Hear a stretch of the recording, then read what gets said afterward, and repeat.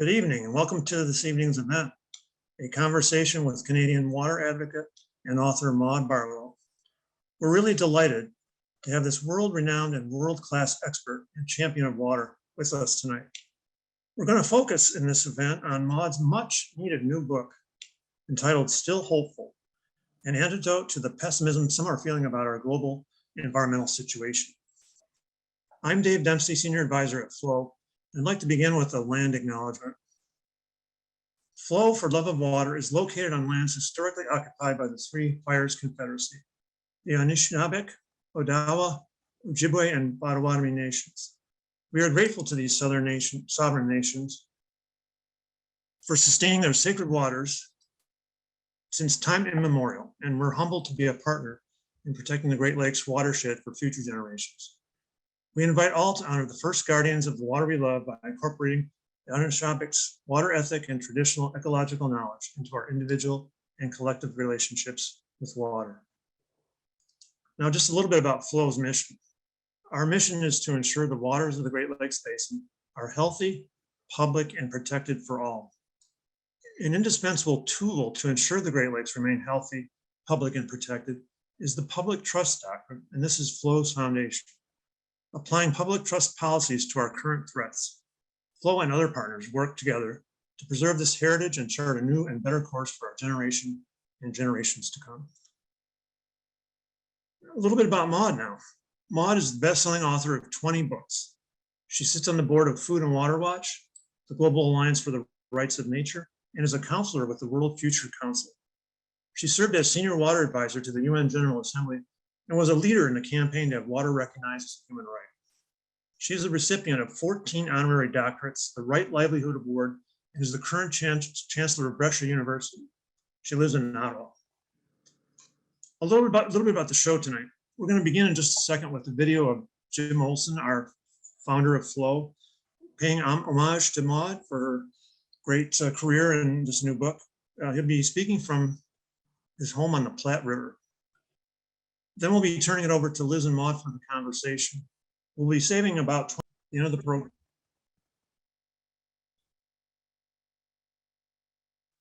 At the end of the talk, following Liz and Maude, there will be 20 minutes for audience questions. You can submit those questions in the Q&A spot in the bottom of your screen, and we will hold them until that time at the end of the program. We'll also be providing a link to the recording tomorrow so that you can follow up or rewatch or watch the first time some of the proceedings. So with that, I'm going to turn it over to Jim Olson.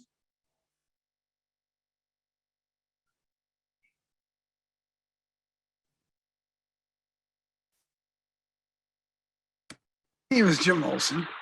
I'm the founder and it's my privilege today to pay tribute to Maude Barlow, a good friend, a colleague, a friend of the Great Lakes, a friend of the citizens of the Great Lakes community, and a friend of people around the world when it comes to fresh water and what it means to all of our lives, our liberty, and justice in this world.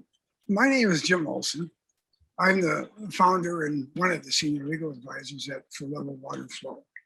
Maude, I am grateful to be able to do this, particularly on the occasion of the release of your latest book, accounting and recounting your personal journey and your efforts to establish the protection of water on this planet for everyone and to establish the human right to water. I first met Maude in the early stages of the Michigan Citizens for Water Conservation case versus Nestle. As most of you know, Nestle came to Michigan, found a water source with the help of the government, and decided to plant large volume wells and a massive water bottling plant to export water for sale out of the Great Lakes Basin. This was considered an affront to efforts Great Lakes wide to establish the Great Lakes Compact, which would have a diversion ban. And so not only was Maude's appearance in Michigan when I first met her critical to the MCWC v. Nestle case, but it became critical because Michigan is in the center of the Great Lakes, like her own country's province of Ontario. It became absolutely essential in the battle of export and diversion of water of the Great Lakes Basin. She's a true leader.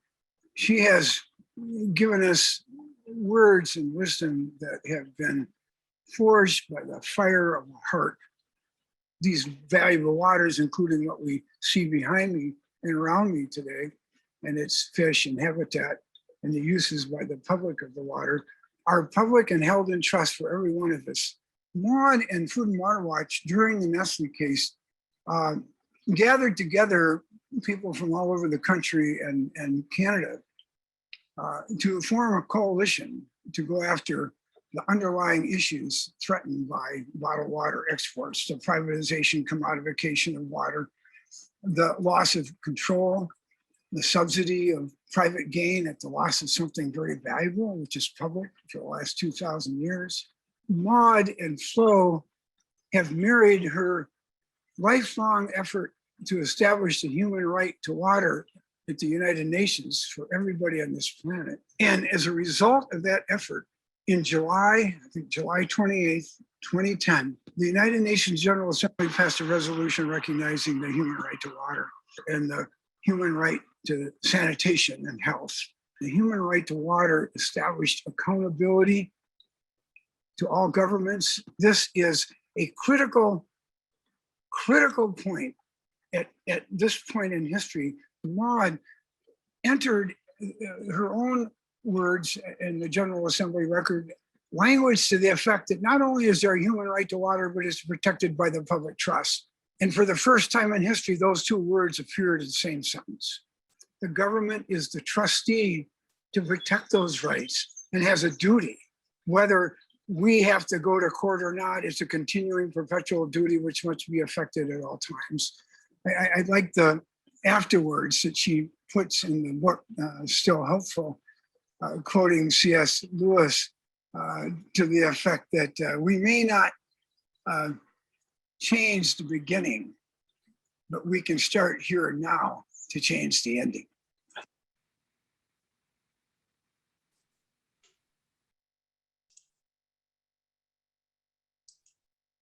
Thank you, Jim. Now it's my pleasure to introduce our Executive Director of Flow, Liz Kirkwood. Liz develops and oversees Flow's work on key Great Lakes environmental policies designed to promote healthy ecosystems, thriving communities, and access to safe, clean, affordable water for all. Liz is an environmental lawyer with over 20 years of experience working on water, sanitation, energy, and environmental governance issues, and has worked directed Flow since 2012. She currently serves as a member of the International Joint Commission's Water Quality Board. It's my honor to work for Liz, and it's also my honor to introduce her tonight to begin the conversation with Maude. Take it away, Liz.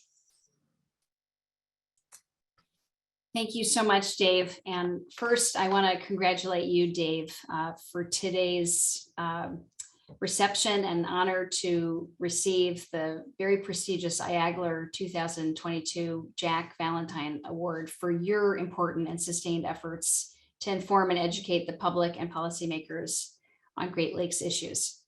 And thank you, Dave, for the wonderful introduction of Maude, who, like you, is one of our great water warriors. I am deeply humbled and honored tonight to have such a wonderful opportunity to speak with Maude. And Maude, if you would just please turn on your camera. It's, it is just, it is a real delight. I wish we were here in person. So I am just know how much it means to me and all of us to be here in conversation with you. But you are really one of my personal heroes. As a lifelong author and activist on the front lines for transformational social and environmental justice. And I have known Maude for over a decade, and both you and Jim Olson have been my personal mentors in navigating how we collectively engage and empower people to protect our water as a shared commons for all. Maude and Jim are true visionaries who have grounded me in law, ethics, morality, movement building, equity, inclusion, and provided me with both Canadian and US perspectives. Thank you so much for joining us this evening to share your wisdom, your lifelong thinking on how to stay hopeful as an activist, and a very warm welcome to you. Well, thank you so much, Liz and Dave and Jim and Flo, for your love and your beautiful introduction. I'm just knocked out. And I loved, Jim, that you had the water flowing in the background when you said those beautiful words. Thank you so much. I'm speaking to you from Ottawa, Ontario, Canada. It's the unceded territory of the Algonquin and Anishinaabe people. And I'm just absolutely delighted to spend this time with you all. And thank you for inviting me. Well, thank you. Well, I was hoping that we could begin our conversation, Maude, to talk about inspiration. What it was that inspired you to write this extraordinary book that I have many dog-eared pages on, many questions to ask, and I know other people do too. And did you have any idea how profound it would be in this moment where there is such a yearning for hope? Well, thank you for saying that, because I have found that people are very, very grateful. It's really interesting. I had a literary writers thing here in my city, and my next door neighbor who just moved in came down to hear me. And he, on walking home, he said, I want you to know, as I didn't know anything about him, he said, I have a PhD in climate adaptation. And he said, I listen to you with, he said, bated breath, because all I do is think about the negative. And he said, you made me stop and say, wait a minute, put all your knowledge to work towards the positive. He said, we were walking home and it was just, he was just like, you know, it's like he had incorporated all the negatives that we're all receiving all the time, I guess, and saw the only way out as finding ways to adapt. And he said, no. So it's just really lovely. I've been thinking, Liz, about hope for a long time. It was kind of built into the DNA of my life. My father was an activist. He actually led the fight against capital and corporal punishment in my country. Was at the last capital punishment, a double hanging at the Don Jail in Toronto in the early 1960s, with the placard, of course, so I come by it honestly. But with our oatmeal, we learned that if you're lucky enough to be in a place where you can express yourself and where you have the opportunities that we have a responsibility to care. So I think it really did start kind of young for me. On this particular book, I have 4 teenage grandkids, and they are wonderful. And I watch the world through their eyes. And I can't imagine what it might be like to be 15 or 16 and be told the planet only has 10 good years left, or the oceans are dying, or the 6th grade extinction is upon us. And for those of us who are on all the listservs, which I'm sure many of us on this call are, that bring in the negative information every day, there's hardly a day goes by that I don't think, oh my heavens, I just read that California is sinking a foot a year because of the subsidence, with the water being a foot a year. Think of that. With that's extraordinary. It's just the infrastructure, the farms and the infrastructure, right? Because of the subsidence, the taking out of the water, the pumping, over pumping of the groundwater. So there's not a day goes by that we don't see this, but I feel very strongly that I don't want people to feel hopeless. And my worry is that feeling of hopelessness. Oh, it's too big. What can I do about all of this? Particularly, I think, for young people, that feeling of hopelessness can then make you feel that the situation is hopeless, and the situation is not hopeless. That is the most important, one of the most important messages that I want to convey, is that we humans have created the issues that we have, and we can find ways to fix it. As David Suzuki says, if we would stop destroying or hurting nature, it will be more forgiving than we deserve, which I think is quite wonderful. That's So great. although it wasn't written just for my grandkids or just for young people, I really had that generation in mind to say, if the life of an activist is a good life and what you do matters, and do not feel that just because you can't control the whole outcome, that what you do isn't important, because it is. It's a really important message to give to people right now. Absolutely. Well, everywhere I go, I hear artists and activists and climate scientists and the like, and everybody is talking about hope. And so to have someone like you to spend, this reflective moment, thinking of your entire career in the women's movement and the globalization movement, and then in the global water justice movement, is so refreshing to have that moment where you can actually see the forest through the trees. And so I want to get into that, but we'll get a little kind of nitty gritty here in the beginning, because you open up with a number of kind of theories of hope, where you're drawing on Eastern philosophies, Western philosophies, and I found that section to be really, really interesting, and wanted to just understand that a little bit more, and kind of, if you could ground us on that, it would be wonderful. Well, I wanted to highlight and really lift up the wonderful writings and teachings of others, because there's just wonderful work out there on the concept of hope. And I borrowed the term wise hope from Joan Halifax. She is a Buddhist teacher, spiritualist in your country. She works actually with men on death row, so you can imagine how she views the concept of hope. And by wise hope, she and I mean, you're not pretending everything's fine. It's not, don't worry, be happy, everything's going to be good. In fact, I argue that that kind of optimism has a lot in common with pessimism, because in neither case are you required to do anything, right? You have to look the situation in the eye and you have to face it. But having faced it, you still are going to take action. You're going to do something. And so being as realistic as you can, learning as much as you can, understanding the argument from all sides the best you can, so you know how to proceed, is really important. Allowing for grief is important. I sometimes think we need almost to build that into our institutions, because if you really feel the pain, for instance, if we're watching the horrific war in Ukraine, it hurts. Our poet, our great writer, Margaret Atwood, says, the world seen clearly is seen through tears. So then she says, why ask me what is wrong with my eyes? I mean, the proper way to look at a lot of things we're dealing with right now is going to hurt your heart, right? But don't let that stop you. Wise hope says yes to grief, because it's a process that helps you and guides you, but no to despair. And I quote another American poet who wrote Women Who Run with the Wolves. And she says, I feel despair, but I don't set a place for it at my table. I love that notion.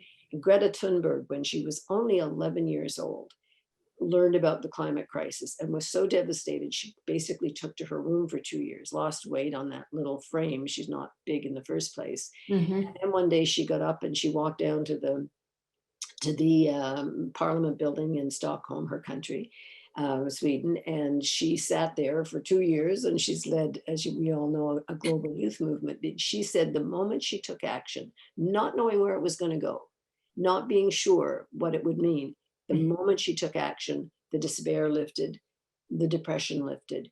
She felt empowered. And this is the important message. And Liz, it kind of took me to the end of the book to come to the definition that I feel most comfortable with about hope.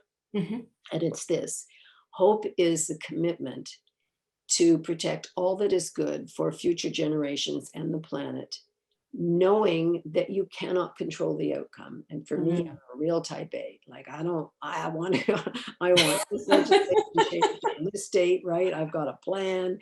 We got our communications all in, why didn't it work? Where is everybody, kind of thing. So that is my personal struggle, but knowing you can't control it. At the same time, you put your hand out and you touch the web of the universe where you are, knowing that it matters and having faith that others are doing something similar. And this is really important. You can't know what's happening. Again, Rebecca Solnit, a wonderful essayist, wrote a book called, well, she's written many things, but Hope in the Dark. She says, progress isn't an army marching forward. It's a crab scuttling sideways. You don't know where a wind's going to come from. So you lose and you lose and you lose, but you build a movement. And in building a movement, you change society. You make changes that can feel like they came upon you like a change in weather, but in fact, it was decades, maybe hundreds of years of people fighting for that change. So the notion that what you do matters is incredibly important, and having faith that you can't know what everyone else is doing, but you have to know that other people care too. Maybe not as much as, not everybody and not as much as you might want, but lots and lots of people care. And I particularly feel that about the youth. I mean, I work with young people a lot. They are learning this stuff. I sometimes worry that they're taking it on as a burden on their shoulders because it's like they know. But there's an awareness of that in that young generation that I didn't find it when I was that age, and it gives me great hope. Well, I want to have that slogan. That's what you just said, the summary of your whole book. And I want to just paste it right here on my computer and just read it every single day, because that is such a meaningful and very profound summary. Again, where you've had this lifetime perspective where, you know, and what you're talking about is where when you're living in the moment, having the temporal and the spatial understanding about where progress is and where it's going. And you know, we also, I think as humans, we so desire for things to be so linear, and we believe that there's going to be this kind of stacking effect, and you know, if you do this, then this will layer and build. And one thing I've learned, you know, through reading your work is helping me to kind of dismantle that expectation of progress being linear. So I just wanted to share that. I have so many questions, but I also want to encourage folks in the audience to place questions in the Q&A if that, as we have this conversation. Maude, tell us a little bit, when you were writing this book, it was during a global pandemic, and that lens, I think, you know, may have, you know, lent a kind of unique perspective as a writer. And you talk about how it's a portal for transformational change, and cite the Indian writer Roy. And Daddy. yes, and I was wondering if you could talk about you know, these gaps and opportunities for radical social transformation, and how, you know, what you predict about kind of openings for more egalitarian or authoritarian societies. I mean, it really does feel this like fork in the road moment. Well, every major upheaval, social upheaval, opens the door for profound change. I talk about the Second World War, the horror of it. As many as 85 million people were killed in that horrific conflagration. Could anything good come of it? Well, the first framework, and then it became an international framework for human rights, was developed. The 1948 Universal Declaration on Human Rights was incredibly important and became the foundation for you know, the United Nations and the Human Rights Council and all of the conventions on children, on refugees, on water rights, and so on. So what can come out of this pandemic? We learned so many things. First of all, I would argue that the model of economic globalization, of more growth and free trade, so that governments just hands off and the corporations will make all the decision, deregulation of environmental protections, privatization of services like health and water, doesn't work. It wasn't working before. I mean, the United Nations before the pandemic said that 3/4 of the world's working age population are working in what they call the precariat, which is not the jobs, unstable jobs, no pensions, not decent pay, and so on. 3/4 of the world's working age population is not just in poor countries. It's in North America, it's in Europe. This is the new model. This surely can't be what we were promised back in the 80s and 90s, that economic globalization was going to save everybody and everybody would do well.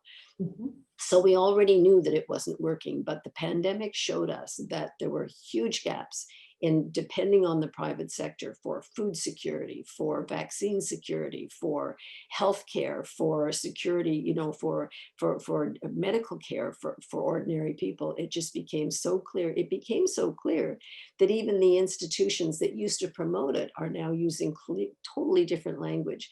I quote the International Monetary Fund that has promoted economic globalization and all of its facets for years, now saying that during the pandemic, the private sector failed and that we need to go back to having strong governments, good government that is caring for its people. The term protectionism isn't maybe so wicked as, protectionism isn't that terrible. Well, protecting children with vaccines, protecting seniors in long-term care because we care, protecting our resources and our environment. What is wrong with that? So I think there's a moment here, and it means looking at trade issues differently. And I noticed that President Biden is coming at trade totally different as his trade representatives. They're saying, look, we're not out to get any trade agreement that we can and push at the envelope as far as we can. No, we want to balance. We want to look at the environment. We want to look at human rights. In fact, the American trade representative says her job is to protect American workers. Well, you never heard that before, right? This is new language, and this is an exciting moment. The fear of a moment like this, however, is that there's a backlash. And we see the backlash in your country. We're obviously seeing it as almost like a cultural war, but we're seeing it here too. I live in Ottawa, and we had an occupation in February of people. They called themselves a convoy, trucker convoy. They came and they occupied my city right in front of the Parliament buildings for almost 3 weeks until the security forces finally, moved them along. But I didn't think we had that many, frankly, awful people, white supremacists, anti-vaxxers, people who were just absolutely opposed to all forms of democracy. I didn't think we had that many in Canada. I certainly didn't think they would all congregate in my city. So we're seeing this backlash, and there's a very important moment now to fight for democracy. When I speak to young people, I say, listen, the fight for democracy is hard. The fight for good policy based on good science is hard. It's hard work. It's hard work to build a just society.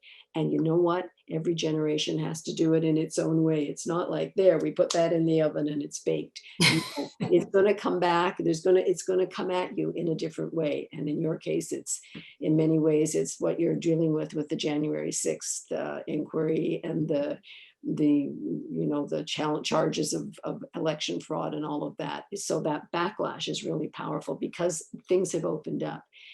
Two good news pieces, though, on coming out of the pandemic. It shone the spotlight on the global south, and in two particular ways, water and vaccines, how the inequality just exacerbated the situation. And if it exacerbated it there, it exacerbated it everywhere. When we first all learned about COVID 2 years and some months ago, we were told, wash your hands with soap and warm water as much as you can. The United Nations put out a statement saying over half of the world's population doesn't have a place to wash their hands with soap and warm water, appalling as that is. So the fight for sanitation has taken on a new meaning. And we don't have one report that puts this all together, but anecdotally, I've been collecting a lot. And I'm quite sure that a lot of the funding from wealthier countries and aid agencies to the global south for for COVID has gone to sanitation. Sanitation, and I mean, imagine having a healthcare clinic without running water. And there Right. are many, many of them in the global south. Or schools where the girls can't go to school because there's no private sanitation for them. So they walk with their mothers to get water and so on. So, and then there's a huge movement to get the World Trade Organization to waive the protection, the intellectual property rights protection of the big pharmaceutical companies so that we can get those vaccines into people's arms. And this is a very exciting part of the reality that we're now seeing. So I think the old promise that, you know, trust the corporations, trust the markets, they'll take care of everything, that's gone. And certainly on water, I think on the issue of is water a public trust, I do believe our side, if you want to put it that way, is winning.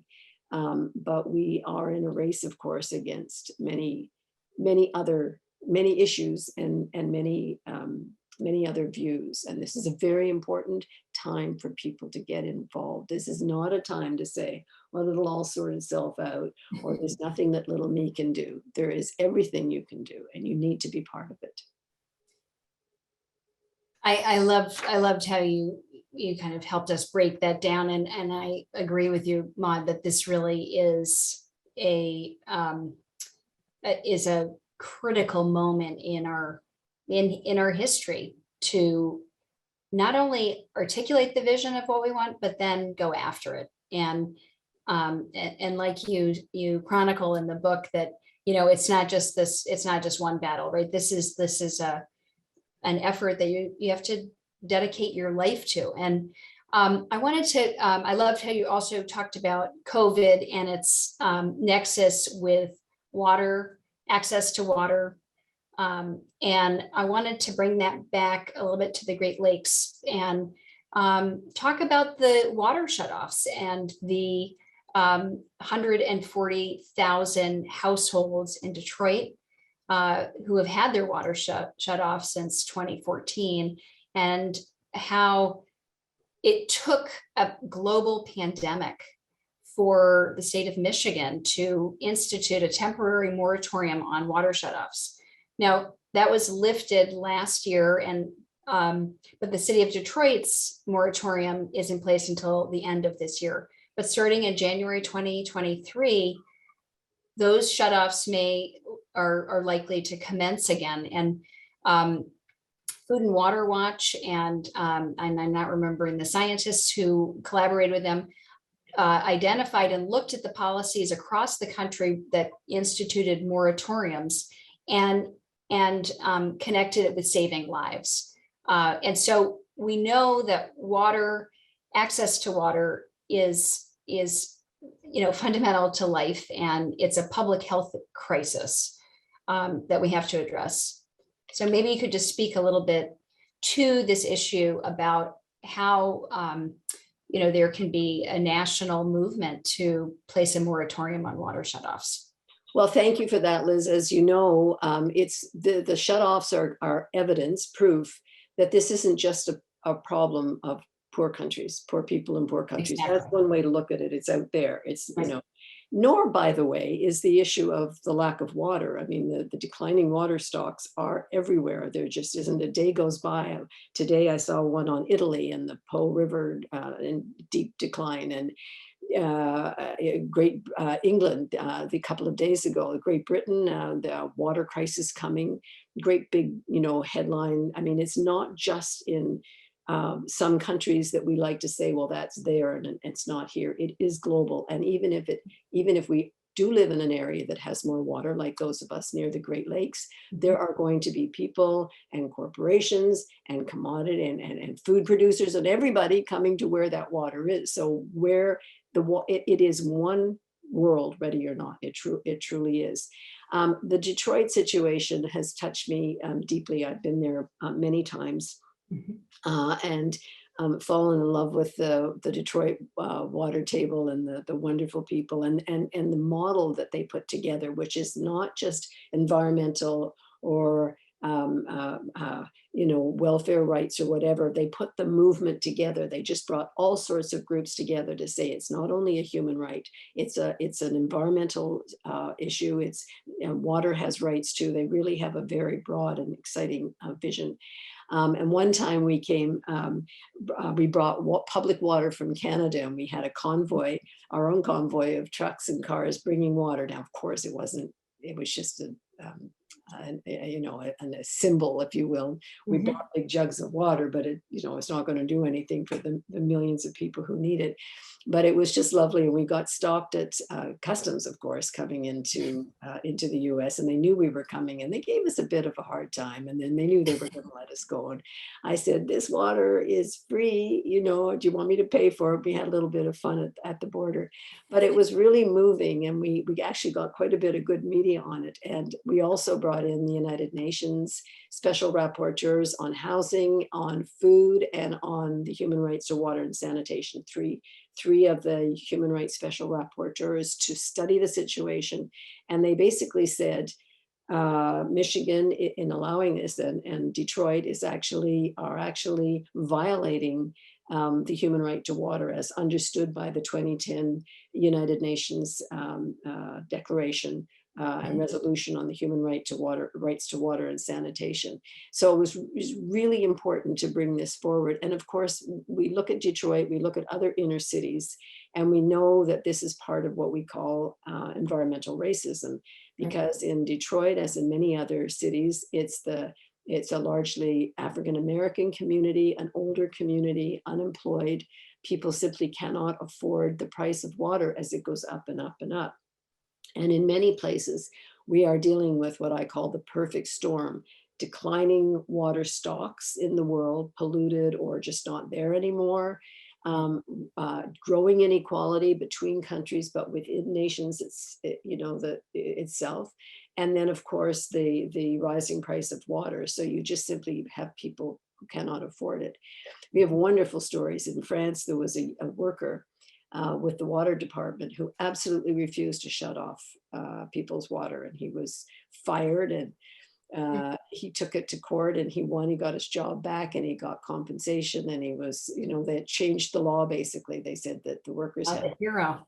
Yeah, absolutely. Do not have to do this anymore. We can find ways. And what happened during the pandemic, as you said earlier, Food and Water Watch and Flow and others did incredible work sounding the alarm about these shutoffs, particularly on the Great Lakes. How appalling, what an image that is, right? That all this beautiful water there, and people don't have access to it and have to go out bringing their pots and whatever and finding water in parks or in public places and bringing it home. No water for their kids, no water for toilets, no water for cooking, no water for looking after sick people. Just an incredible indictment of what our values are when we allow that to happen. But I think it really brought the issue home to Americans, and I think pushing for this next phase is really important. I know the Water Act is being reintroduced into US Congress, and it would be a commitment to public water, to funding, properly funding water for all, and underlying the commitment to water as a human right. But the fight that people in Detroit put up was absolutely superb. I just nothing but love and support for those water warriors. And I want to just add that it was the frontline community leaders in Detroit who led that fight to secure that moratorium in Michigan. People's Water Board, We the People, the Michigan Welfare Rights Organization, all of those extraordinary leaders have just changed and disrupted the way that our collective movement is working. Which reminds me about Maude, how you talk about your privilege as a white woman and perspective that you have had, especially in Canada, you talk about the women's movement and how critical it is to both honor and lift and support diverse views of women and indigenous people. And I was hoping that you could speak about things that you have learned over many years of from indigenous or other perspectives that have kind of opened your eyes in new ways. Well, I grew up, Liz, in one foot in the old world in terms of the role of women and one foot in the new. And then I became one of the kind of pushing out leaders of the new. When I grew up in very white Ottawa, Ottawa's our capital, it's your Washington. And so it was very, the people on TV were white, the parliamentarians were white. I mean, my neighbors were white. It was just, that was the society. My mother couldn't open a bank account, get a travel visa, get a driver's license without my father's signature. I mean, I know that sounds like 300 years ago, but it's not that long ago. Yeah. So the change that happened was incredible. And we really fought in our country, in your country, in many other countries. Women fought very hard for legal equality, to get into education, for pay equity, all the issues around, and employment equity, all the issues around violence against women. And I like to remind people that when you think things can't change, they can change, and they do change. Just a few years before my mother was born, the Canada Elections Act said no woman, idiot, lunatic, or criminal shall vote. I mean, that is in the lifetime of one generation. My mother's generation, she just died a few years ago, but in 100 years, profound changes happen. Is it all better? Of course not. But we have fundamentally changed society, and the role of women has been so important. When I look back on the women's movement, it was very, very important for us to say we are not asking for half the pie. We like the pie and we want our half. It was not that. It was, we don't like the pie. There is much wrong with it. We want to change it. It isn't just that we want our part and we'll go home and be happy. It was really about profound change. And the more we understood this, the more diversity, the more the voices of newer people, because Canada was very much European, so more so than the United States. And so as the demographic changed, as the diversity changed, as people came here, that was absolutely crucial. And it made the women's movement grow unbelievably. For us in Canada, and I know it's the same for Americans, reconciliation with our First Peoples, the First Nations in Canada, is extraordinarily important. For instance, and this has been a huge issue in First Nations communities, there's about 640 some separate First Nations communities. And many of them have not had proper running water, they haven't had proper health care and so on. And that has been a really big issue for those of us who are activists on the issues of justice, and particularly in my case, water justice. And we have seen great improvement. This particular government has ended 128 long-term boil water advisories in Canada, which has really been a very important step forward. And part of that reconciliation, Liz, is listening to the understanding of water, of nature, of Mother Earth, of First Nations people, and being there, supporting them, and recognizing their leadership and learning from them. This has been a really powerful part of the change in the women's movement, in the activist movement. And I find on my own, for myself, that I took what I learned, not wanting that pie, wanting to change the pie, and brought it into the other work that I did on economic globalization, on the environment, and so on. So like a lot of women, we took that fight and what we learned from that fight and introduced it, or helped introduce it into other struggles. But it's a hard thing, because racism is real, discrimination is real, violent acts against groups is real, and we need to deal with that at the same time that we incorporate into the larger movements those realities without saying, well, you have to put that aside because this is what matters. You know, we're trying to get this bill passed, so forget about it. No, don't do that. How do you incorporate those deeply legitimate demands for justice and diversity, while at the same time keeping these common goals and dreams together? And it's not easy. And if anybody thinks it's, you know, again, like it's put in the oven and it's done, it's not.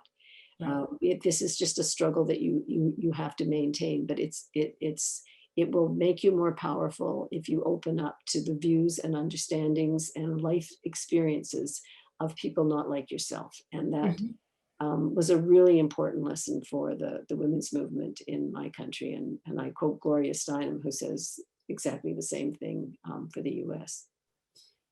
Yeah, it is. I love that metaphor of you're not just taking half the pie, you want a whole brand new pie. And I think, you know, we have seen that in spades in this nation with the murder of George Floyd and Black Lives Matter and the structural racism that that we're committed to dismantling with, you know, the Biden's Justice 40 initiative to allocate 40% of those resources to those communities who have been neglected, whose communities have had interstate highways that have bisected them and divided and destroyed those communities, you know, unfair housing practices, etc. You know, lead in water, and the list is just shocking. And where the infrastructure for oil and gas, you know, is, you know, looming. You know, people live right there, and you know, Right. The environmental racism. Yes. Environmental racism is right there. Yeah, exactly. I have so many questions I keep on thinking about, and you remind me about. I want to ask a little bit more about the water, the privatization trends that you see, and how we end up countering them. So let me be a little bit more specific, because you know, the work that we do here at Flow is all about protecting water as a commons and public trust for all people. And I would love for you to just opine a little bit about, you know, what can we do here in the Great Lakes, but across the planet, about how do we keep water public and protected against privatization? And I ask that in the context of, you know, you talk about, there are many faces of privatization. So you've got the, you know, private companies trying to own municipal operations. You have the bottled water companies, and now you have water trading. And you talk about examples in the UK and Australia and Chile and those pieces. And now we're confronting the Chicago Mercantile Exchange, creating a California water futures market. So the question again is, how do we kind of sound the alarms for people to understand what it means if water is privatized? Well, in many ways, Liz, I have to say this is one of the notes of hope. I think we're winning this struggle. I think we're winning the debate, put it that way. Okay. I know that when we were first working on this, Margaret Thatcher brought in the first massive privatization. She sold the whole concession in England and Wales. It wasn't just a public-private partnership on water. She sold the water. And to this day, the companies are just ripping off the people of England, dumping their poison waste into the Thames, charging outrageous amounts of money to the ratepayers, and paying no taxes. The CEOs pay nothing. It's just an outrage. And every year at tax time, there's a great big stories on all the front pages of the papers saying we got to do something about this. And the World Bank at that time in the 80s and the 90s, there was no debate. The World Bank was saying to all the countries of the global South, if you want any funding from us on water services, you have to go with a private company. It was usually Vivendi or Veolia, the two big ones from France. And there was little fight back. We started to fight back, and there were huge fight backs in the global south, including the water war, Cochabamba, and so on. But that has changed.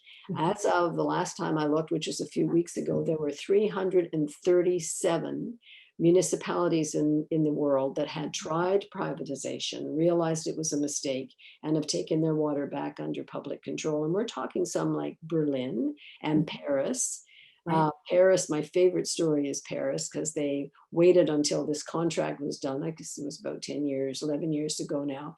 And they said goodbye. And they set up their own public water company, and they called it Eau de Paris, which I think sounds like a perfume, which I just love. A great big public water campaign, education campaign. And they have an actual beautiful big house where they have events on the environment and climate and water, and they have artists, and they celebrate their beautiful water and the fact that we're so blessed with water.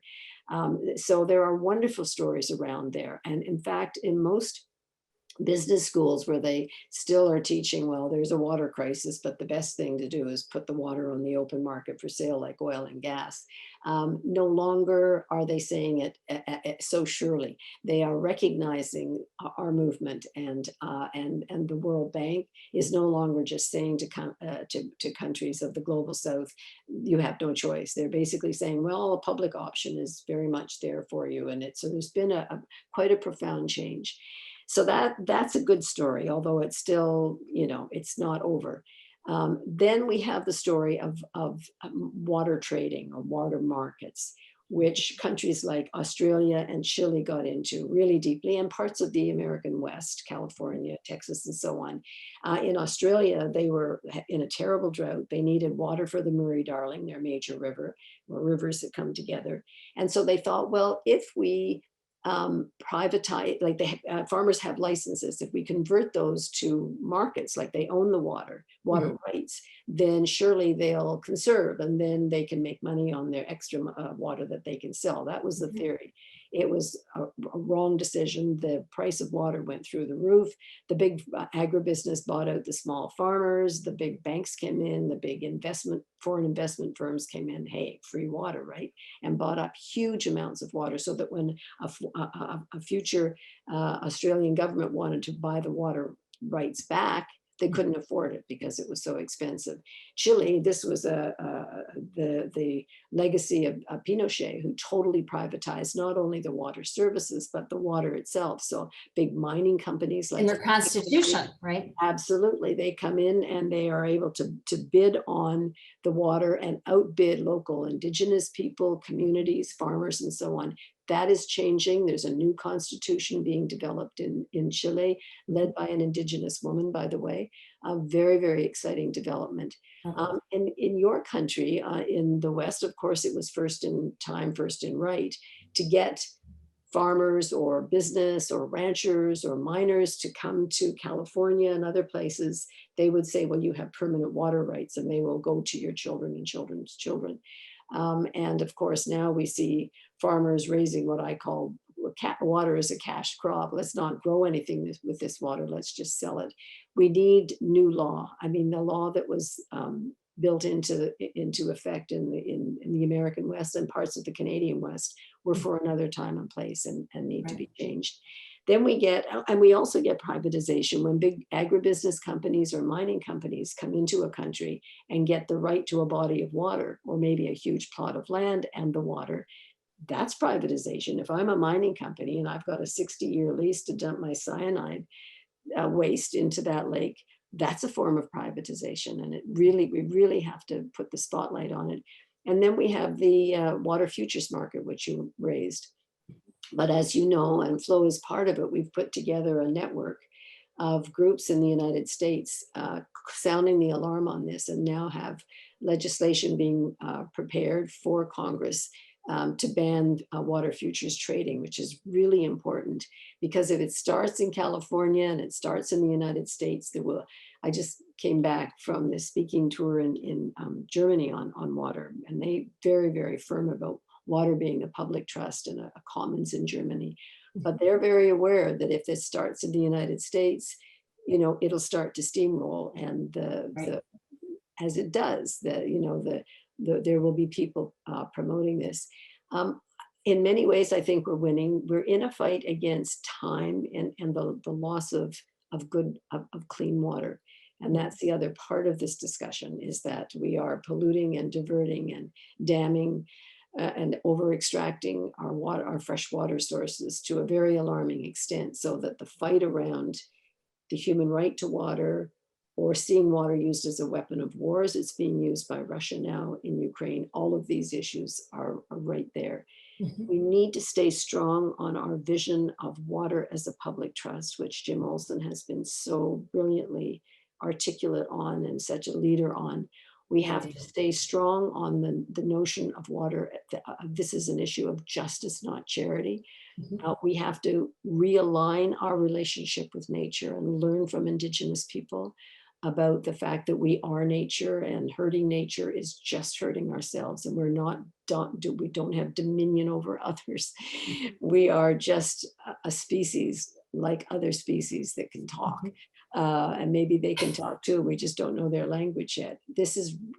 I call it the age of nature, and I find this is the biggest challenge we have right now, is the protection and restoration of biodiversity, of our beautiful trees, of wetlands, of our waterways, of soil, not damaging soil so that it's useless to grow anything healthy, and the rain can't even go in it anyway because it's so compacted.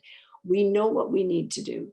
And what we need is political will, and that means everybody has to do their part with this vision of what it can be like.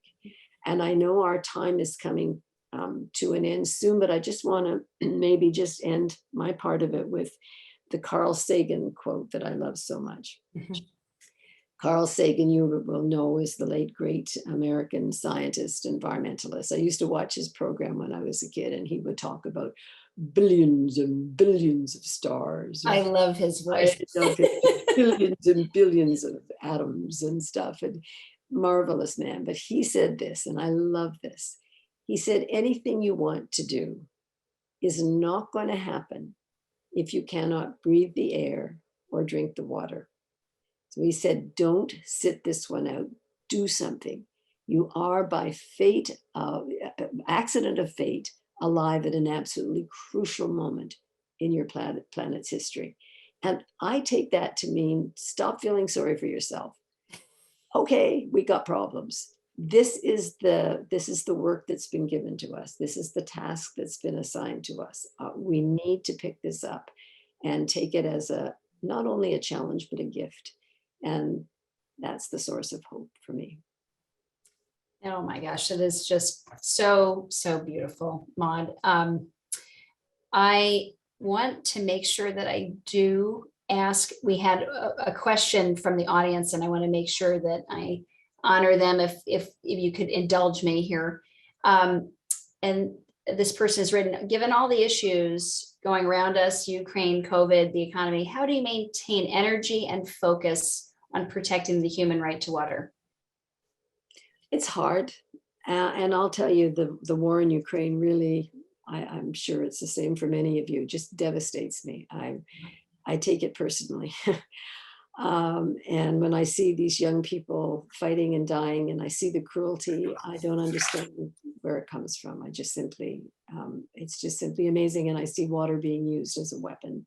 Not only are the Russians targeting water infrastructure, but they're withholding water from people who are, living underground and unable to escape. It's using water as a weapon of war is pure evil, as is starvation, because the stated goal of Putin is to reduce so many of the grain exports that it destabilizes Africa and parts of Asia. So there are more immigrants or migrants have to come to Europe to destabilize Europe. That's his language, not, you couldn't make that up, that's his. So you're right, it's really hard, but you have to, again, you have to, it's what I said at the beginning, you have to have faith that others are doing things, that other people are caring. I mean, I can't stop the war in Ukraine myself. I can do the pieces that I can here. This is what I meant by reaching out and touching the web of the universe where I am or where you are, but not losing sight